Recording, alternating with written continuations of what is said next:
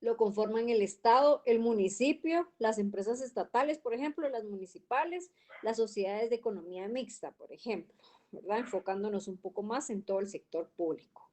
Cuando nos referimos a las personas jurídicas de carácter industrial y comercial, pues obviamente vamos a enfocarnos en todas las sociedades civiles, las sociedades mercantiles, las sociedades anónimas, las de responsabilidad limitada en comandita.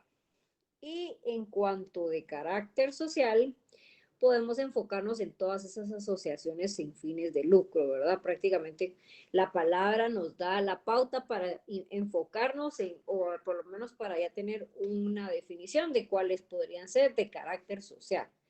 Todas esas asociaciones que no tienen fines de lucro, ¿verdad? Todas las instituciones en que se afecta un capital con determinado fin social de beneficio colectivo, como por ejemplo, pues ya lo hemos visto, ustedes lo conocen, ¿verdad? Todo lo que tenga que ver con asociaciones artísticas, científicas, por ejemplo, asociaciones de vecinos, de patronatos. Estas pues simplemente son personas jurídicas, mejor dicho, de índole social, es decir, no tienen un fin lucrativo. Pero pues prácticamente el que más nos interesa o el que estamos enfocados va a ser en el primero, ¿verdad? En el del derecho público. ¿Por qué? Porque como les mencionaba ayer, ¿verdad? En el artículo 15 del Código Civil va a establecer las distintas personas jurídicas públicas que cuenta el Estado de Guatemala. Y dentro de esas las clasifica como el Estado, las municipalidades, las iglesias de todo tipo de culto, la Universidad de San Carlos de Guatemala, ¿verdad? Que también es una clasificación que tiene personalidad jurídica, y todas las demás instituciones de derecho público creadas o reconocidos por la ley. Dentro de esas, pues vamos a incluir o tomar en cuenta todas las dependencias descentralizadas y las que son llamadas constitucionales, las autónomas, como por ejemplo, aparte de la USAC, pues el Instituto Guatemalteco de Seguridad Social, los municipios. Entonces, prácticamente aquí tenemos enfocado la clasificación de las personas jurídicas que existen y ya lo vimos, ¿verdad? En las tres formas en las que se pueden dar, enfocándonos en este curso específicamente a las que son de derecho público. Ya vemos que el artículo 15 del Código Civil nos establece quiénes tienen personalidad jurídica, quiénes tienen personalidad jurídica y nos lo clasifica en 5 puntos, ¿verdad? El Estado, las municipalidades, la Iglesia de todos los cultos, la Universidad de San Carlos de Guatemala y todas las demás instituciones que ya sean las descentralizadas o las autónomas, como el ejemplo que ya habíamos visto anteriormente. Obviamente, ¿verdad? En la línea, cuando ya empezamos a ver todo lo relacionado con la administración pública, pues también tenemos que conocer un poquito de la competencia de esta administración. Y por eso, pues es importante ver cuando pues la palabra les dice competencia, obviamente aquí tenemos la definición o una forma en la que podemos definir la competencia administrativa, pero para ver cómo están ustedes, ¿verdad? En conocimiento y conocer un poquito también de hasta dónde hemos logrado avanzar en la clase y que estemos en la misma sintonía. ¿Quién me podría definir con sus palabras, obviamente, qué entendemos por la competencia administrativa? ¿O a qué se les viene la palabra que alguien tiene competencia para?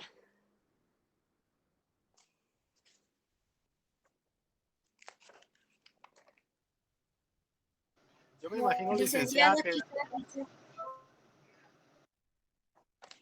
Damaris, por ahí vi. A ver. Buenas Y tardes, luego la licenciada. siguiente persona. Pues por lo que tengo Buenas tardes. entendido, es la capacidad que tiene una persona para realizar alguna cosa.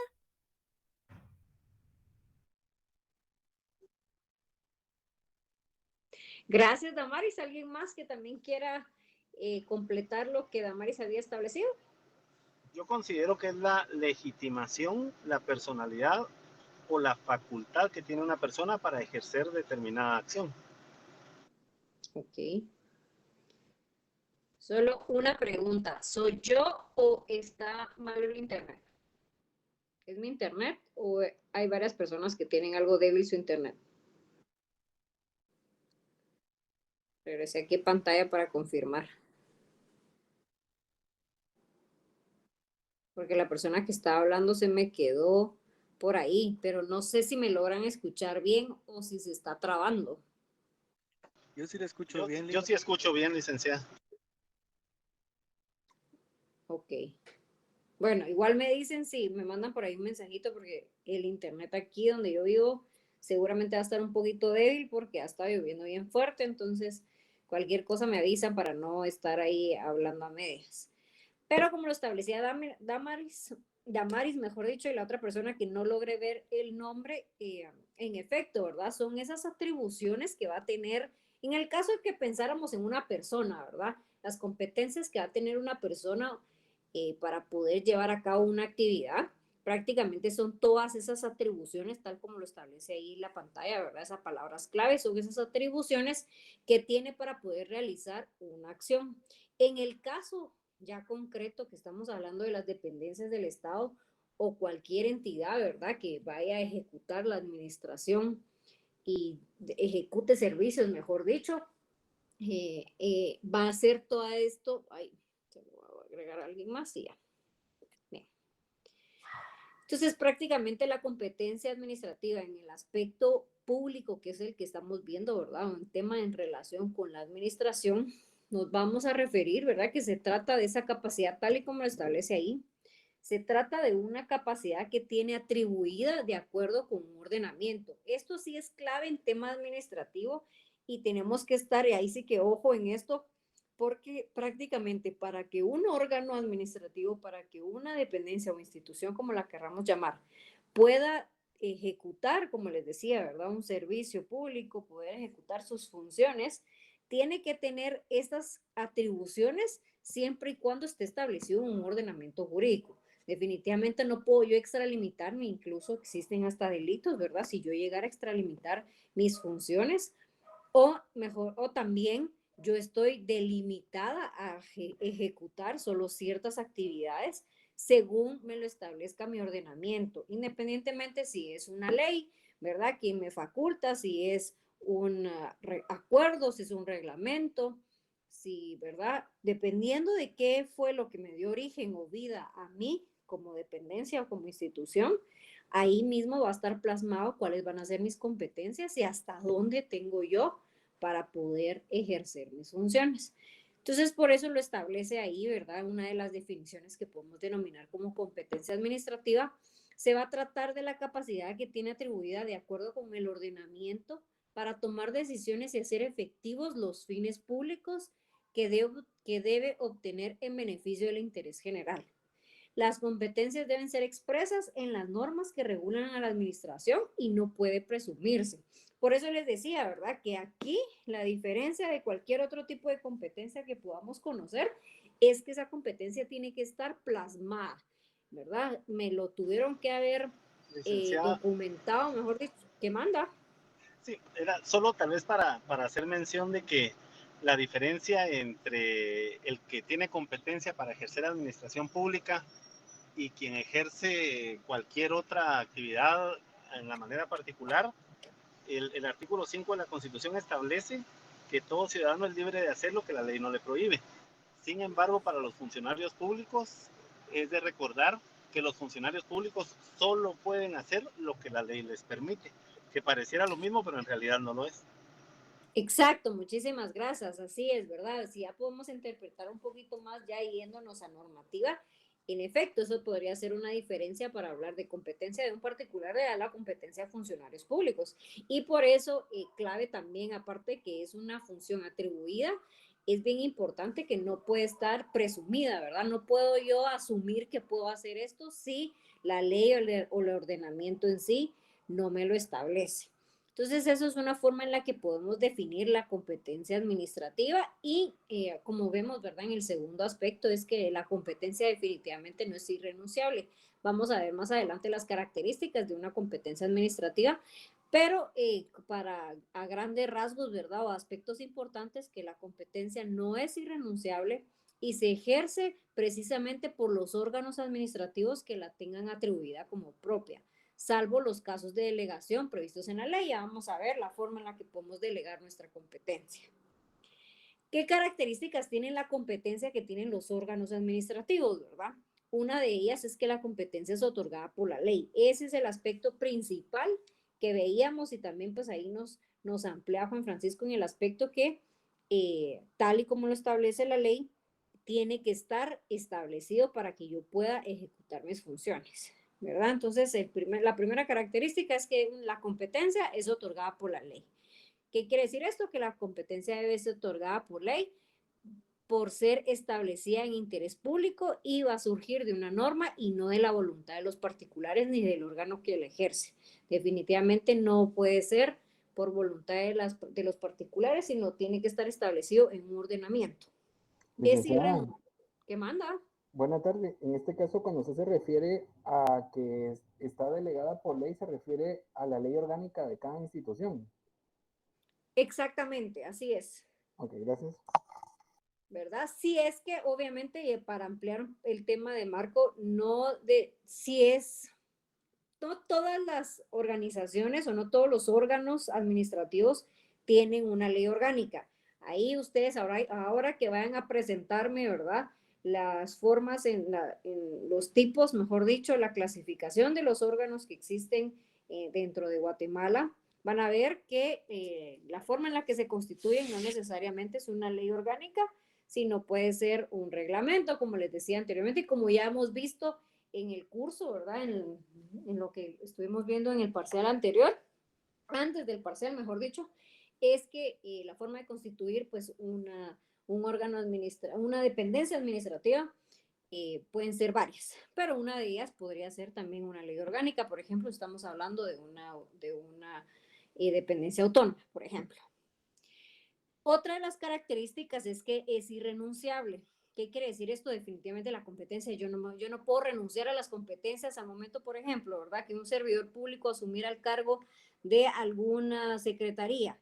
Obviamente la secretaría tiene sus competencias, tiene sus actividades y yo como el administrador, ¿verdad? Como en este caso el secretario nombrado, no podemos renunciar a las actividades que ya tenemos o a nuestras competencias que tenemos atribuidas. Entonces, eso es otra característica muy importante, ¿verdad? Que es irrenunciable porque está establecida en los intereses públicos, ¿verdad? Y está establecido por una norma. Eso significa que la competencia es obligatoria y debe de ser ejercida en forma independiente de la voluntad del funcionario público, y por eso les ponía ese ejemplo, porque independientemente de cuáles son sus ideas, cuáles son las voluntades, cuáles son las cuestiones que este funcionario público lleve al momento de dirigir un órgano administrativo, eso es independiente de la competencia que tiene que tener, o mejor dicho, que tiene que cumplir una dependencia del Estado. Entonces, eso es independiente de la voluntad del funcionario público, que la ejerce, pues es una obligación del Estado a través de sus órganos. Sabemos, ¿verdad? Por lo que hemos venido conociendo, que el Estado a través de sus órganos administrativos, ya lo vamos a ver un poquito más adelante cuando veamos en sí los órganos, es que es a través de ellos que el Estado puede llevar a cabo todas sus funciones, y es la forma en la que si el Estado está comprometido a garantizar el bien común, la forma en la que lo hace es a través de sus órganos, ¿verdad? A través de todos los servicios que debe de brindar y garantizar, tal y como lo establece la Constitución Política de la República de Guatemala, ¿verdad? De todos los derechos que estamos adquiridos y la obligación que tiene el Estado de garantizarnos cada uno de ellos. Obviamente lo tiene que hacer de alguna manera. La forma en la que lo hace, pues es a través de estos órganos. Por eso la importancia de la irrenunciabilidad, en este caso como una característica de la competencia que tienen, mejor dicho, la administración en sí.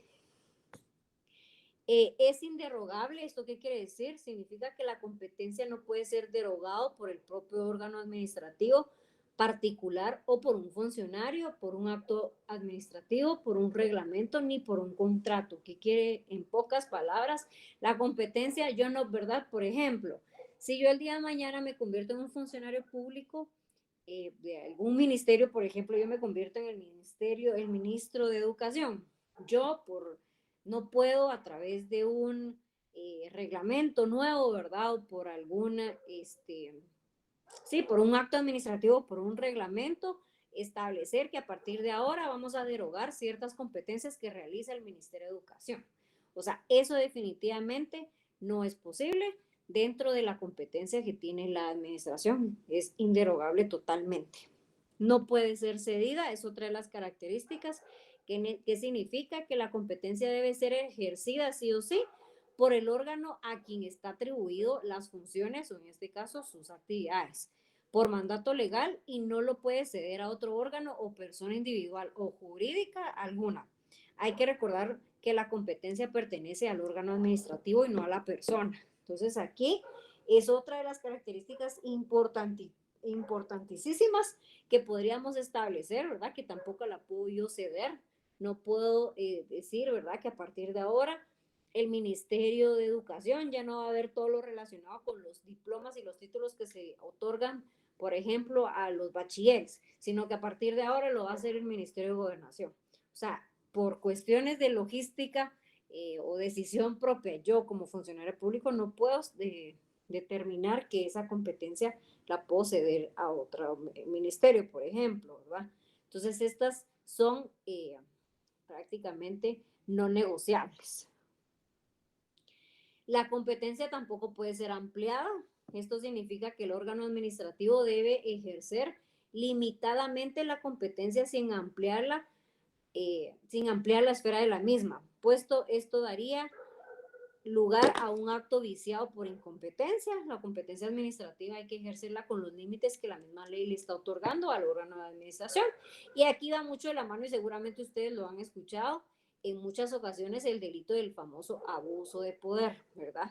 Porque yo como funcionario público de un órgano administrativo estoy definitivamente limitado a ejercer las funciones que se me establecen al puesto, que se establecen al órgano, a la dependencia en la cual yo estoy representando y no puedo ampliarla, no puedo excederme más allá de lo que yo estoy limitado a hacer.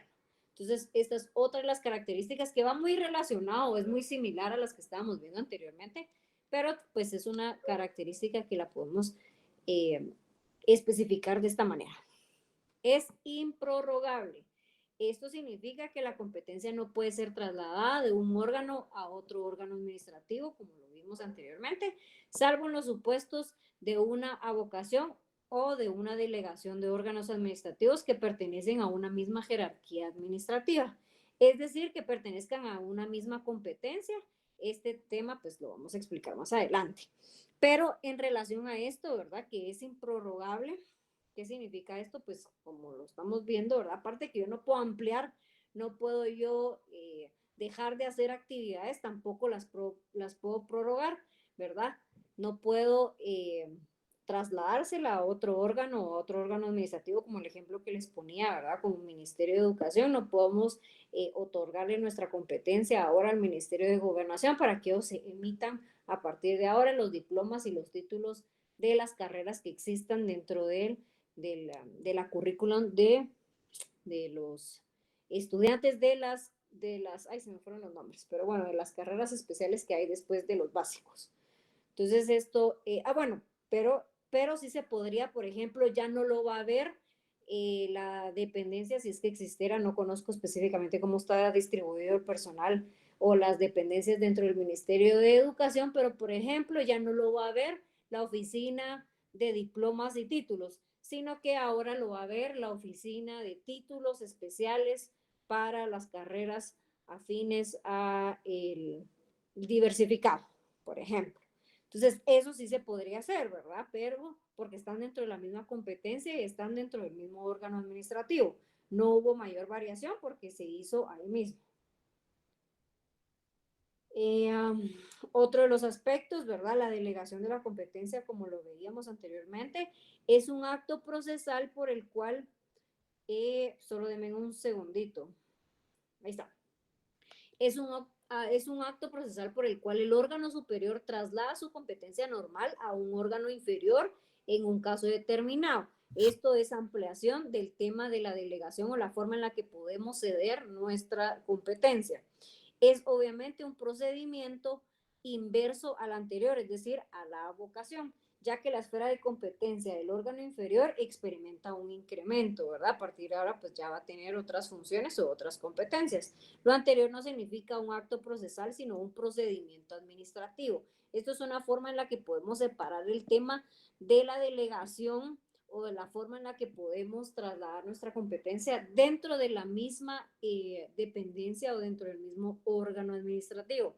Solo denme un segundito en lo que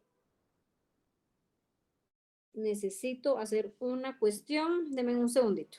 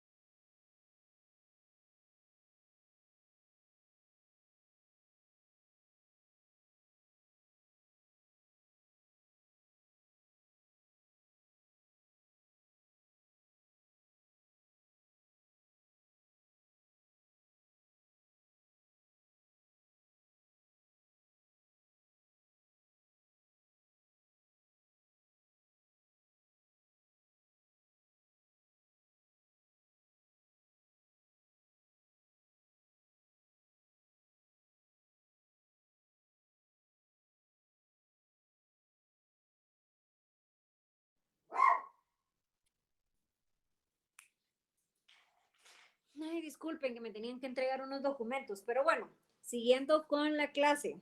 A ver, porque aquí todos los días aprendemos cosas nuevas. ¿Quién me busca en Google, verdad? O si tienen un diccionario a la mano para estar todos en la misma línea de lo que estamos leyendo. ¿Cuál es la diferencia con la delegación y la advocación?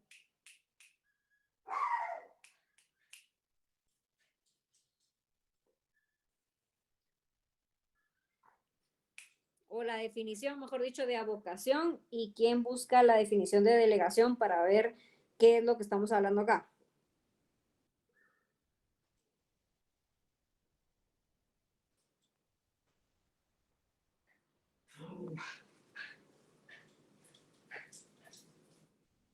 Sí, les tengo encendido el micrófono, ¿no? Sí. ¿Qué es avocación?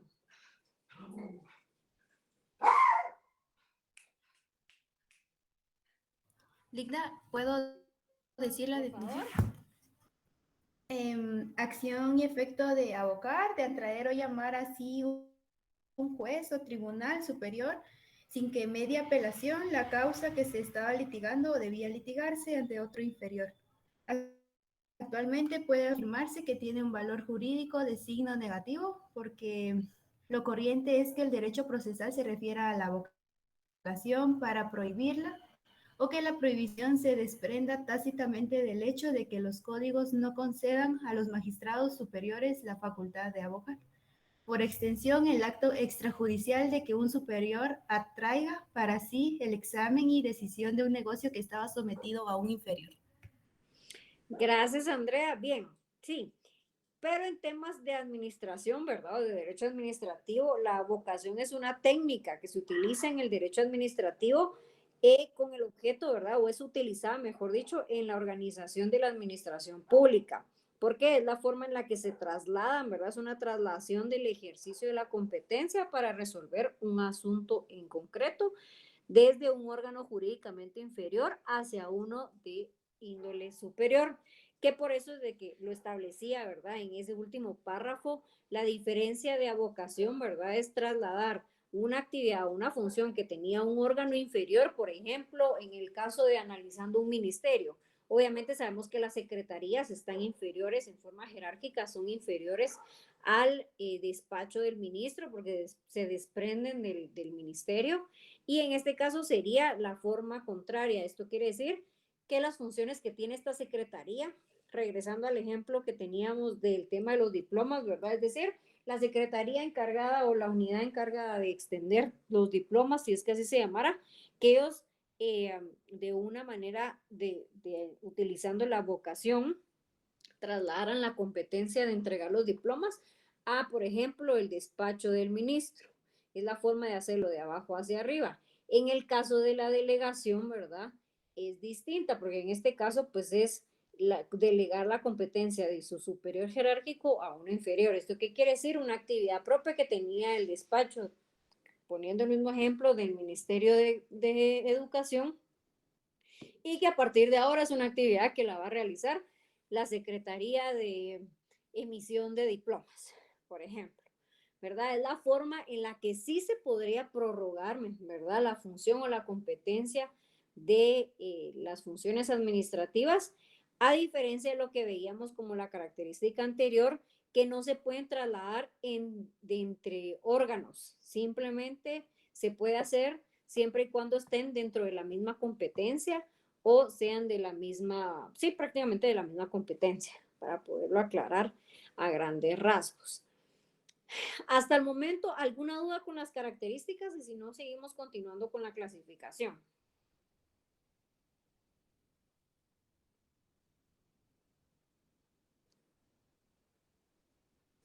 Bien, continuando.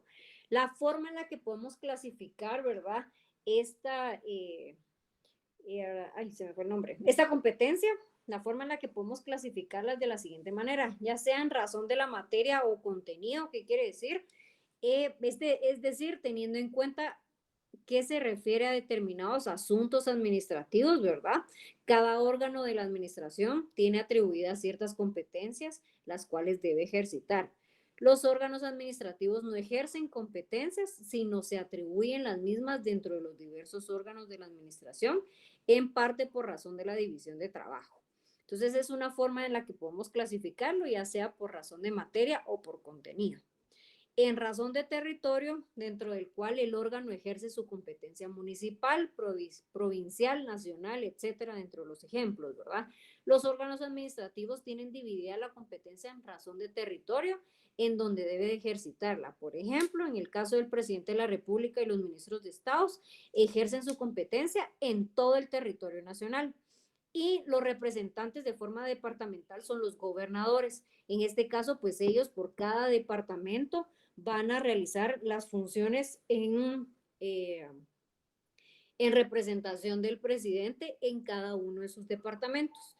Otro de los ejemplos, los consejos regionales de desarrollo urbano y rural dentro de las respectivas regiones que tengan a cargo, o las municipalidades, ¿verdad? Es el ejemplo clarísimo o más fácil de comprender según su territorio. Obviamente ellos su competencia la van a hacer en el municipio donde ellos están pues constituidos prácticamente. Entonces, eso es otra forma de clasificar la competencia de la administración. Y por razón del tiempo, según la competencia, puede ser temporal o puede ser permanente. ¿Esto qué quiere decir? Que existen órganos administrativos que son creados para ejercer o ejecutar determinada competencia, o cuando se reúnan ejerzan determinada competencia.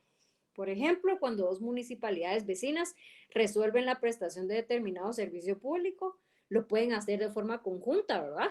Y prácticamente al momento de ejecutar o llevar a cabo la actividad, posterior a ello se disuelve. No sé si alguno tiene algún ejemplo de, por razón de temporalidad, pensemos, qué órganos se constituyen o qué Sí, órganos administrativos se constituyen solo para realizar cierta función y posterior a ello se disuelven.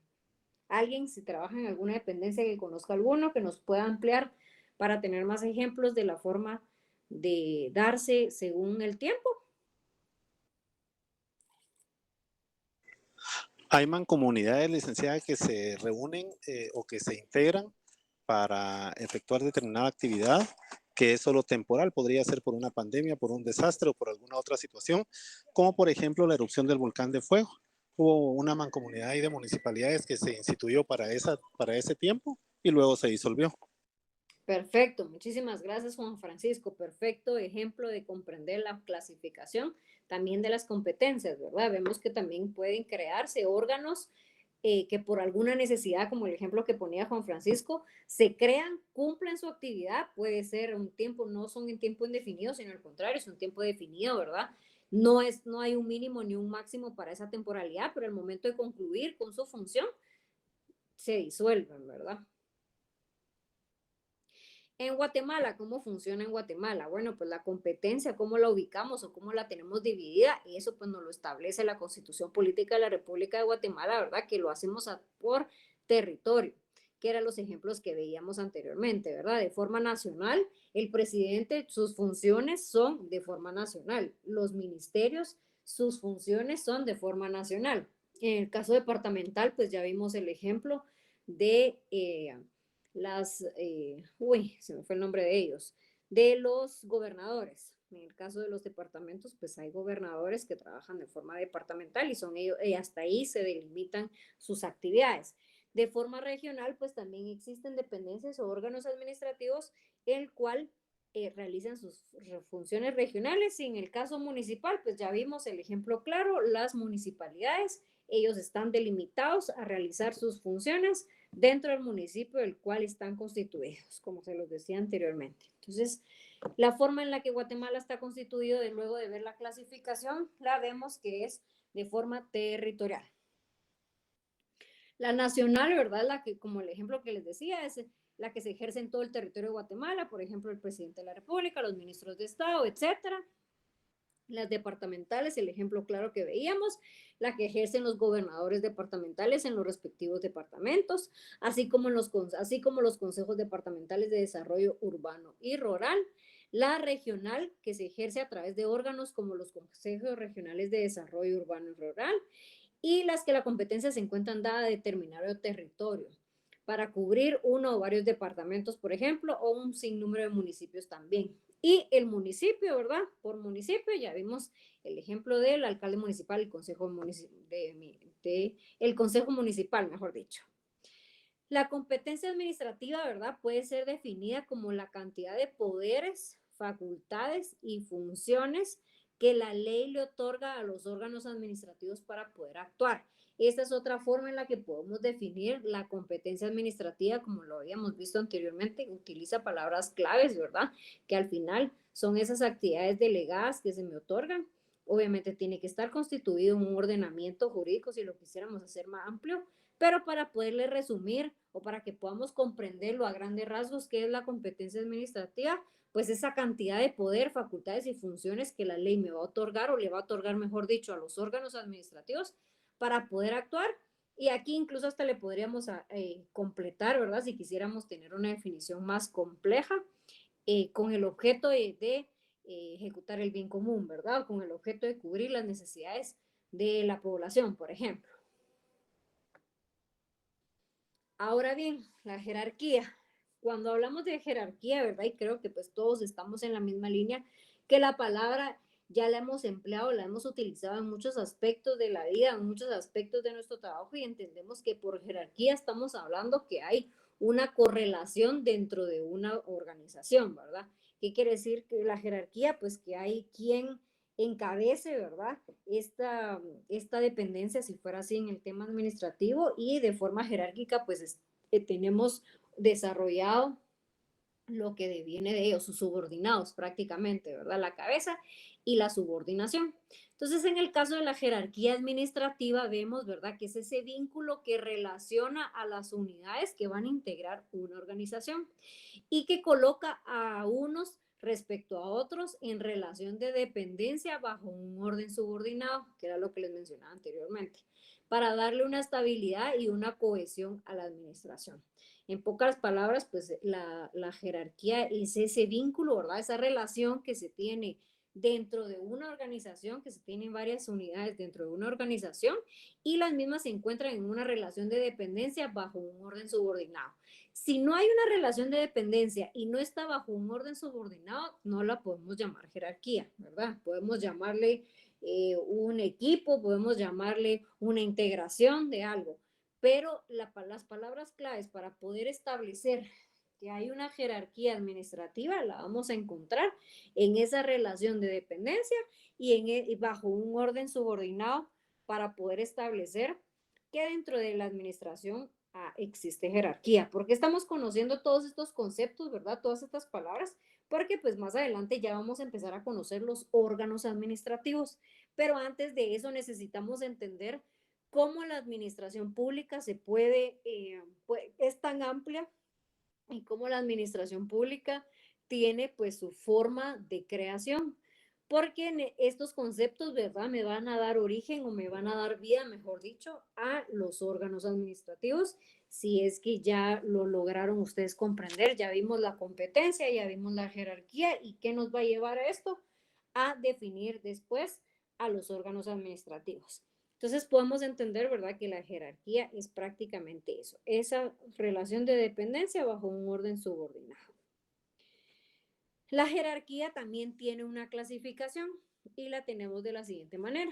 Tenemos la jerarquía ya sea la común, la territorial, la espacial, la burocrática y la colegiada. En la común se da entre aquellos órganos cuyas atribuciones comprenden la generalidad de los servicios.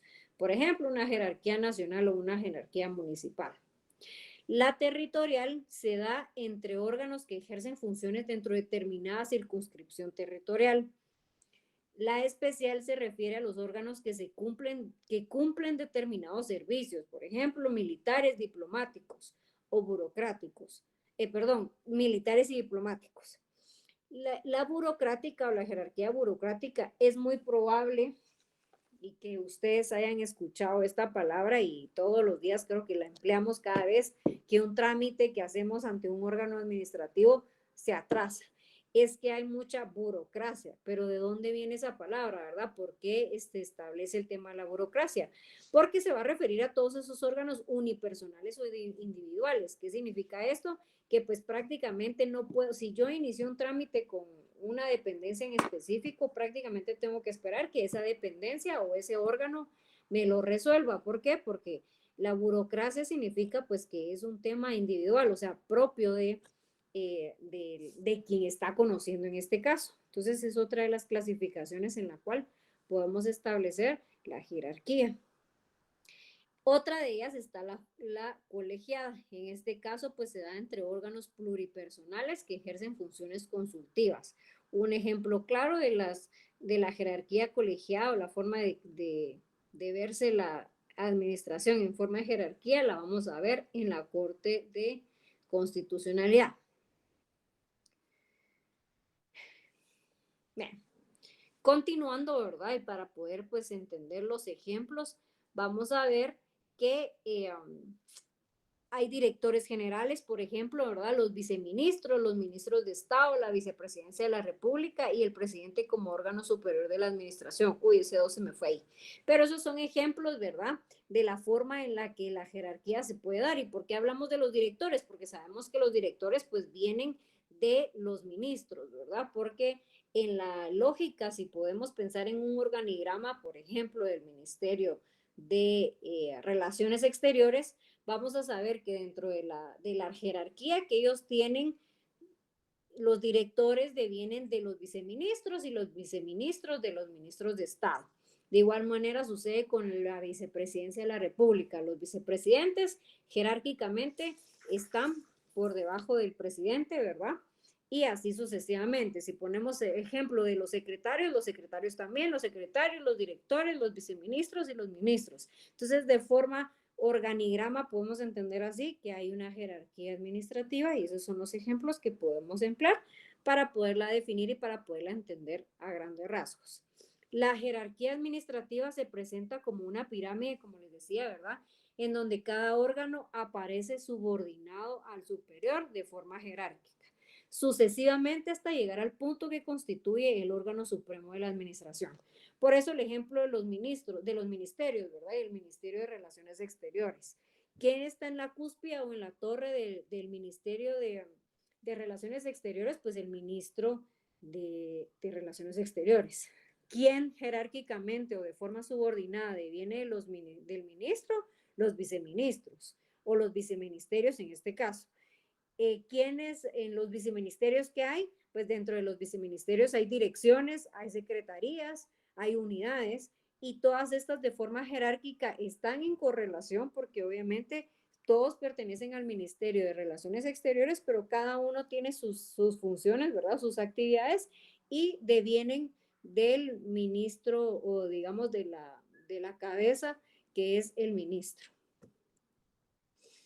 Para poder, ¿por qué explicamos o por qué hablamos un poquito de todo esto? Que era lo que les decía anteriormente, porque necesitamos entrar o conocer los órganos administrativos. Esto es la pauta para las actividades que vamos a estar trabajando la otra semana, porque por ahí lo van a ver, pero igual se los adelanto y se los mencionaba ayer. A partir de estas 2 semanas que vamos a estar trabajando con las presentaciones, vamos a ir conociendo los órganos administrativos de los cuales se compone el Estado de Guatemala. ¿Por qué tenemos que conocer esto? Porque definitivamente necesitamos, no solo necesitamos saber la teoría, necesitamos asociar la teoría con la práctica. Y obviamente en la práctica, pues es la realidad nacional. ¿Cómo está compuesto? Les prometo que si hoy le pido a alguien que me mencione la cantidad de ministerios que hay en Guatemala, no estoy segura que me pueda mencionar los 13, ¿verdad? Que le pida a una persona que me refiera cuáles son las funciones específicas del Ministerio de Energía y Minas, estoy casi segura que me va a dar unas pinceladas, pero no me va a poder dar a detalle cuáles son las funciones de este ministerio en específico. Entonces, por eso la importancia, ¿verdad? Porque teoría podemos leer, podemos aprendernos las cosas de memoria, que era lo que yo les decía. Si de verdad uno quisiera hacer una clase tan magistral, tan teórica, pues lo podemos hacer, pero el objetivo no es ese, ¿verdad? El objetivo es que ustedes pues conozcan y se empapen de la teoría con la realidad, de lo que está en papel, ¿verdad? De la forma en la que podamos definir un órgano administrativo, pero si no conocemos cuáles están, cómo se compone el Estado de Guatemala, pues no me sirve, al menos a mí en lo personal no me sirve de nada que me puedan definir un órgano administrativo, pero no me puedan definir, por ejemplo, qué es lo que hace en sí la Procuraduría General de la Nación. Entonces, esto era bien importante que lo conociéramos en estas 2 clases. Yo sé que pues pareció flash toda la información que les metí en estos 2 días, pero era para que pudiéramos entrar a conocer en estas 2 semanas y poder abarcar la casi totalidad de los órganos administrativos que hay, al menos de los macro, ¿verdad? No nos vamos a poner a hablar de secretarías a detalle, no, son demasiadas, o sea, en sí el Estado de Guatemala es enorme, los órganos administrativos son millones, bueno, tampoco millones, pero miles, y tendría que tomarme todo un año para poder hablar cada uno de ellos. Entonces, por eso es de que les introduje este tema, ¿verdad? Para que podamos nosotros en las siguientes clases conocer los órganos administrativos que hay en Guatemala. Pero para no alargarme tanto, vamos a ver, ¿quién me puede definir en pocas palabras o cortas palabras que tengan, qué es un órgano administrativo?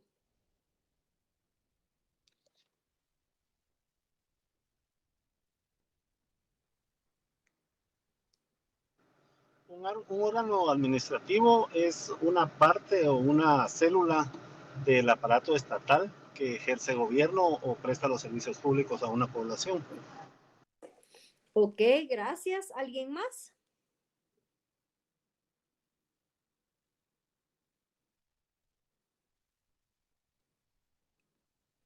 ¿Quién más? A ver, necesito saber que estamos en la misma línea, que estamos entendiendo todo lo que les estoy hablando hoy. ¿Cómo pueden definir ustedes un órgano administrativo? Con los elementos que les di anteriormente, ¿verdad? Vimos el tema de la jerarquía, vimos el tema de la competencia, va. Eso pues son elementos también de un órgano administrativo, pero ¿cómo lo podemos definir? Pensemos, ¿es un qué? ¿Es un vehículo? ¿Es un aparato que es como lo decía Juan Francisco, ¿verdad? Que se utiliza para qué? ¿Qué es el órgano administrativo? Licenciada, muy buenas noches. Es un aparato que ejerce, ¿cómo le podría decir? Leyes o implante justicia, más o menos, entiendo yo. Ok, Gustavo, bien. Hoy vamos a conocer y separar un poquito qué es un órgano administrativo. Y una palabra clave y súper sencilla y que les prometo que a partir de ahora no se les va a olvidar para poderlo definir. Veámoslo como un vehículo que utiliza el Estado para poder llevar a cabo, para cumplir su función. ¿Cuál es la función del Estado? Garantizar, ¿verdad?, los derechos que tiene la población y garantizar el famoso bien común. ¿Cómo hace el Estado? ¿De qué forma el Estado puede ejecutar estas funciones? Lo hace a través de los órganos administrativos. Entonces veamos que el órgano administrativo es ese vehículo que se utiliza, ¿verdad? Ese motorcito en el cual se pone a funcionar las actividades propias del Estado. Es decir, si necesita garantizar el derecho de la salud, ¿a través de quién lo va a hacer? A ver, ejemplo, a ver, denme un ejemplo. ¿A través de quién el Estado garantiza el derecho a la salud? ¿A través de qué órgano, mejor dicho? El Ministerio de Salud Pública y Asistencia Social. Salud Pública. Exactamente, así es. Otro ejemplo, a ver, el derecho de trabajo que tenemos todos, ¿verdad? Tenemos derecho a un trabajo digno. ¿A través de qué órgano administrativo el Estado puede garantizarme a mí el cumplimiento de tener, de que mi trabajo, ¿verdad?, sea digno y que pues sea tal cual? ¿A través de quién lo hace? Ministerio de Trabajo y Previsión Social. Ajá, Social. exactamente. Y es que ahí separé y ojo, ¿verdad? Porque el Ministerio de Trabajo no es el que me va a dar trabajo. ¿Quién me da trabajo? Me da trabajo las empresas, me da trabajo las instituciones, me da trabajo, ¿verdad? Infinidad de, por ejemplo, hoy que está, ahora que está de moda o es un motor también de la economía, los emprendimientos, ¿verdad? Estos emprendimientos pues también hace uso de personas que contratan. El Ministerio de Trabajo no es quien me da trabajo, garantiza y vela porque el trabajo sea digno, porque los derechos que yo tengo como trabajador se me cumplan. Es una vía, sí es cierto, es una vía por el cual pues ellos se encargan, por ejemplo, de promover ferias de trabajo para que las personas pues puedan conseguir trabajo, pero a través del Ministerio de Trabajo el Estado puede garantizarme un trabajo digno. La educación, a ver, ¿a través de qué órgano administrativo el Estado garantiza la educación? Del Mineduc, Ministerio de Educación. Exacto. Entonces, ya ven, cuando ya empezamos a asociar con estos ejemplos la forma en la que el Estado garantiza esos derechos que tenemos, que son irrenunciables y que son definitivamente adheridos a mi persona desde que yo nazco, lo hace a través de los órganos administrativos. Entonces, en pocas palabras, podemos establecer, ¿verdad?, que es el conducto, va a ser el medio o va a ser el instrumento por el cual el Estado dispone para manifestar su voluntad. Es una definición sencilla, en pocas palabras, no necesito que se la aprendan de memoria, pero que sí la comprendan. ¿Cómo podemos definir un órgano administrativo? Lo podemos definir como el conducto, el medio o el instrumento que va a utilizar o que va a disponer el Estado para manifestar su voluntad. Entonces ahora ya podemos, y por eso tenemos que saber utilizar palabras claves, ¿verdad? Porque de lo que ustedes me expresaban, tenían la idea, ¿verdad? Pero necesitamos concretizarla sin tanto palabrerío o sin tanto adorno a lo que es en sí el órgano administrativo. Hoy por hoy yo sé que si le pregunto a cualquiera de ustedes ya me lo puede definir. Es un medio, me pueden decir es un instrumento, me pueden decir incluso hasta con palabras así, es un vehículo en el cual el Estado utiliza, ¿verdad? O mejor dicho, es el vehículo que el Estado utiliza para poder ejecutar sus funciones, para ejecutar su voluntad, para poder manifestar y garantizar los derechos que la Constitución me establece y a través de estos órganos administrativos pues los ejecuta o los garantiza, porque no todos los ejecutan, ¿verdad? No todos tienen la competencia, ya utilizando los conceptos que veníamos conociendo, no todos los órganos tienen la competencia, pero sí me pueden garantizar o velar porque se manifieste la voluntad del Estado. Ahora comprendamos un poquito, vámonos más allá, ¿verdad? Vemos que la clasificación o la forma en la que pues, los órganos administrativos existen. Vamos a ver el primero, que es por su origen normativo. Cuando nos vamos a la palabra origen normativo, y lo hemos visto tantísimas veces, obviamente vamos a decir que la forma, que la clasificación, mejor dicho, de un órgano administrativo por su origen normativo va a ser porque le dio vida o porque dio vida, porque emanó, mejor dicho, de una constitución directamente, en este caso de la Constitución Política de la República de Guatemala, porque emanó, ¿verdad?, de una ley, por ejemplo.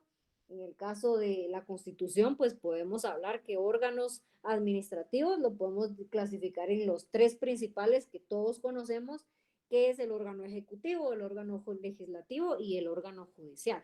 Esos son como los casi principales o la forma en la que tenemos clasificado los órganos del Estado. Tenemos el ejecutivo, ¿verdad? Que ya pues vamos a conocer más adelante la forma en la que está distribuido. Tenemos el órgano legislativo, también lo vemos que el organismo legislativo lo vemos, mejor dicho, se ejemplifica mejor en el Congreso. Y en el órgano judicial, pues tenemos varios aspectos acá, pero los principales puede ser la Corte Suprema de Justicia y también de alguna manera el Ministerio Público, porque es una forma de ver todo el tema judicial. Obviamente quien imparte la justicia, pues es únicamente el organismo judicial. Esa es la forma de clasificación según su normativa. Eso quiere decir que tiene que emanar de la Constitución para poderse crear. Es una clasificación de un órgano administrativo. Luego también tenemos por su composición. Estos pueden ser, ¿verdad?, de forma individual o pueden darse de forma colegiada. Cuando hablamos de forma individual, pues ya lo hemos visto anteriormente, ¿verdad? Estamos hablando de una dependencia en específico, por ejemplo, de forma individual un ministerio, un viceministerio, una dirección, una secretaría. Pero cuando hablamos de órganos colegiados, aquí sí vamos a referirnos a que estamos especificando que hay una suma de personas físicas o jurídicas, ¿verdad?, el cual van a complementar a este órgano colegiado. Por ejemplo, juntas directivas, Consejo Municipal, el Consejo Superior Universitario, que sabemos que está conformado por varias personas para poderse conformar el Consejo Superior Universitario, por ejemplo. Entonces, otra de las formas en la que se puede clasificar un órgano administrativo es por su composición. Y por su composición, como lo vimos, se puede dar de manera individual. Estamos hablando del secretario, ¿verdad?, de alguna dependencia del Estado o el director de alguna dependencia del Estado. Y cuando hablamos de colegiados, que es la otra forma de su composición, son órganos colegiados. ¿Esto qué quiere decir? Que hay un conjunto de personas que lo conforman. El ejemplo claro o más fácil, el Consejo Superior Universitario. Por su permanencia o por su actuación. En este caso, pues por su permanencia, los órganos pueden darse de forma ordinaria o de forma extraordinaria. Cuando nos referimos a forma ordinaria, van a ser todas aquellas que tienen su competencia normal preestablecida, ya sea en la Constitución o en las leyes o cualquier norma administrativa. Y cuando hablamos de forma extraordinaria, son las que se constituyen en momentos de emergencia. Un ejemplo claro era el que nos manifestaba anteriormente Juan Francisco, pero otro de los ejemplos clarísimos y que todos creo que conocemos día con día es la CONRED. Esta es un consejo nacional que se da, ¿verdad?, que actúa de forma extraordinaria. ¿Por qué? Porque solo cuando se dan desastres naturales o cuando hay emergencias de situación de desastres, que al final es la función de CONRED, es que coexiste, ¿verdad? Mejor dicho, que existe. Porque no es que tengan una permanencia, que todos los días tengan actividad la CONRED. La CONRED prácticamente, y es bien interesante conocerla porque obviamente si ustedes quieren ir más allá de entender cómo funciona la CONRED prácticamente solo se activa, por así decirlo, cuando hay temas de desastres o cuando hay situaciones pues, el cual desean de índole de naturaleza. Es la forma en la que se pueden constituir de forma extraordinaria. Y en cambio, de forma ordinaria, que es la otra forma de permanencia, pues esa me la establece la Constitución, ¿verdad? Me va a establecer a partir de cuándo va a existir este órgano administrativo. Ya va a ser una Constitución, va a ser una ley específica o una norma que le dio vida a este órgano administrativo. Es la forma de su permanencia o forma de actuación. Según su jerarquía, pues ya vimos un poquito el tema de las jerarquías, ¿verdad? Hay una clasificación también para los órganos administrativos en el cual pues pueden haber ya sea de forma primaria o de forma secundaria. En este caso pueden ser de forma primaria todos aquellos órganos superiores y de forma secundaria todos aquellos órganos subordinados. Por ejemplo, de jerarquía, ¿verdad? Vamos a hablar cuando nos referimos a órganos superiores o primarios, el ministro. Él es un órgano, ¿verdad? Porque tiene una constitución de un órgano. Es un órgano superior, es decir, es un órgano primario.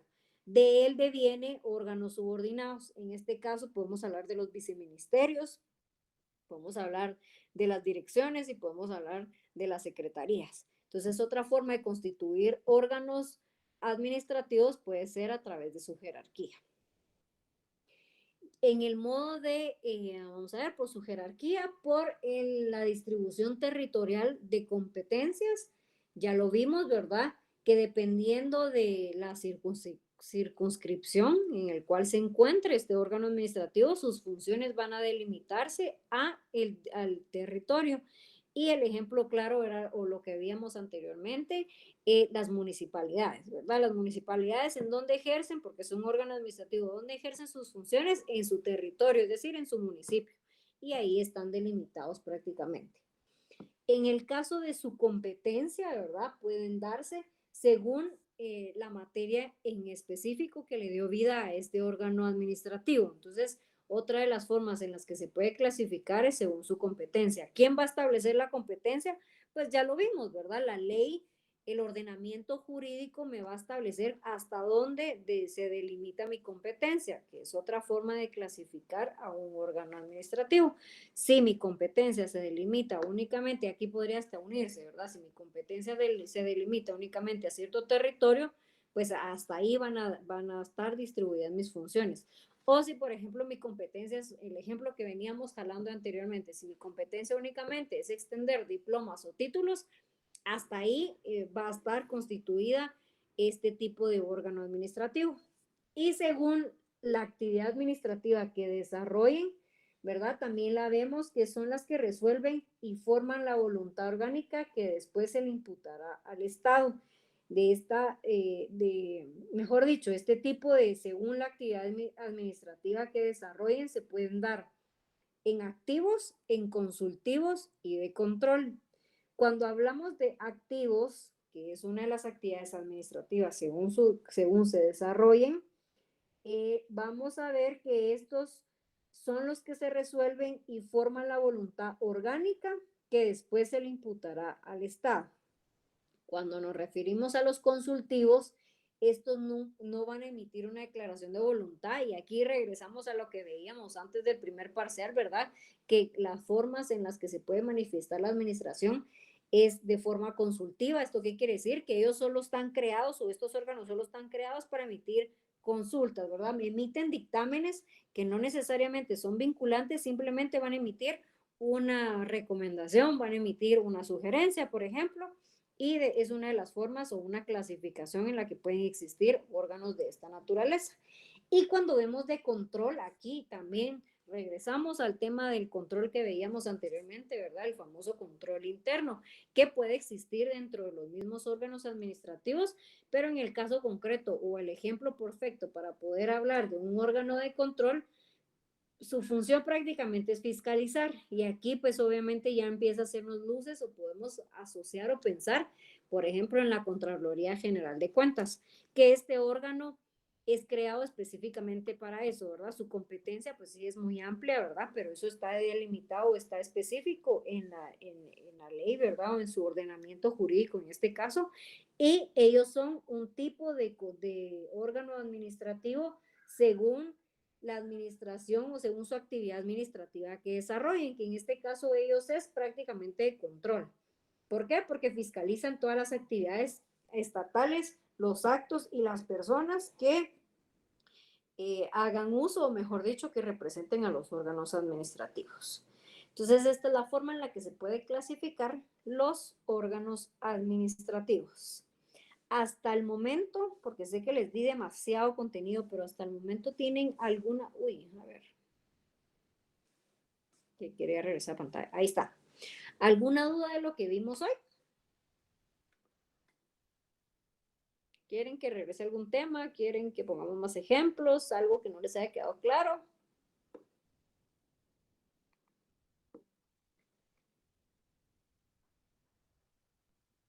100 puntos. Puchica, no sé si yo explico demasiado bien o se quedan con 1000 dudas y no me preguntan.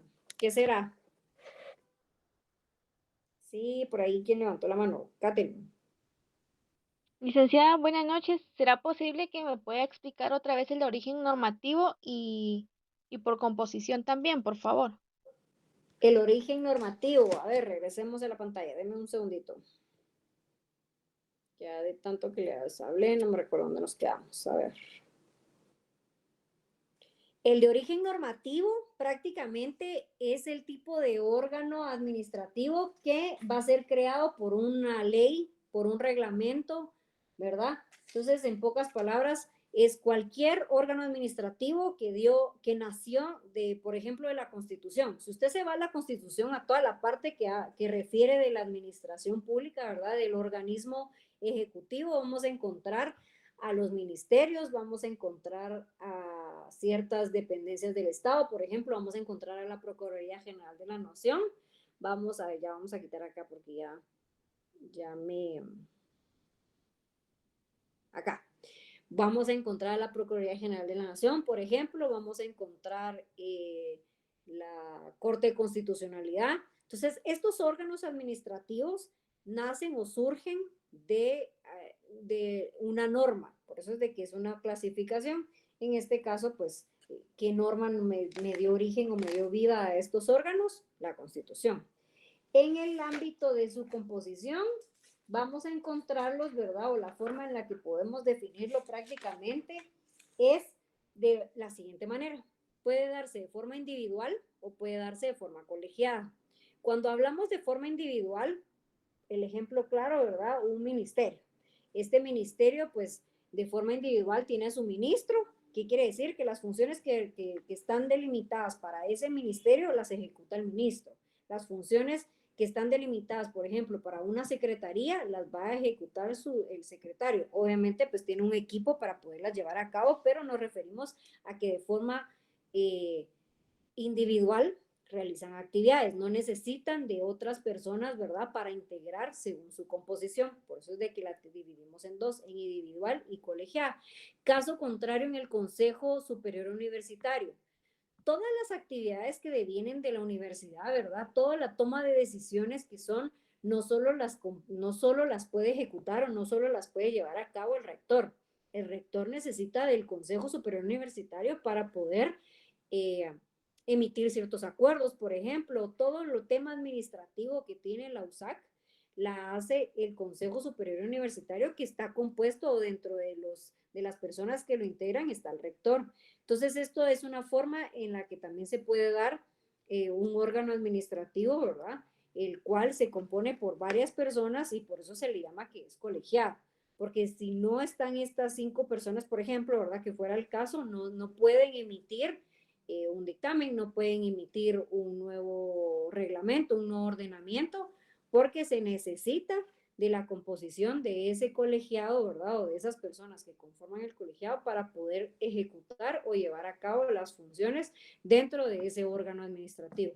Entonces, es la forma de constituir por su composición un órgano administrativo. Otro ejemplo, como lo establecía Juan Francisco, un tribunal. En efecto, ¿verdad?, el Tribunal Supremo Electoral, a ver qué está tan noticioso por ahí.